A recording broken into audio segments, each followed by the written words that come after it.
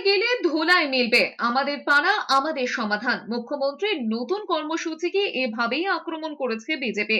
মঙ্গলবার মুখ্যমন্ত্রী এই প্রকল্পের ঘোষণা করতে গিয়ে বলেছেন, 3টি পাড়া নিয়ে একটি বুথ তৈরি হবে।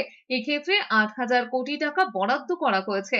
এই কর্মসূচিকে কটাক্ষ করে বিজেপির প্রাক্তন রাজ্য সভাপতি দিলীপ ঘোষ বলেছেন, তৃণমূল এত চুরি করেছে যে পাড়ায় গেলেই ধোলাই পড়বে। পাড়ায় পাড়ায় এত সমস্যা যে চেষ্টা করেও সমাধান হবে না। পাড়ায় পাড়ায় এত সমস্যা, এত মারপিট, পাড়ায় পাড়ায় টিচারের নাম দিয়ে চাকরির নাম করে টাকা নিয়েছে, কাটমানি, তারপরে এর জন্য কি বলে আপনার লক্ষ্মী ভাণ্ডারের জন্য কার্ড, এইসব নিতে নিতে পাড়ায় পাড়ায় এত সমস্যা, ওনারা চেষ্টা করলেও সমাধান করতে পারবেন না। সব জায়গায় মারপিট হবে, কলার ধরবেন নেতাদের সমাধান করতে গেলে। এত চুরি হয়েছে যে কলার ধরে তৃণমূল নেতাদের মারবেন স্থানীয়রা। কার্যত দিলীপ ঘোষের ভাষাতেই আক্রমণ করেছেন বিজেপি নেতা অর্জুন সিং। তিনি বলেছেন, দুয়ারে সরকার ফেল করছে, টাকা না দিলে কিছু হয় না, তাই পাড়ায় গেলেই মার খাবেন তৃণমূল নেতারা।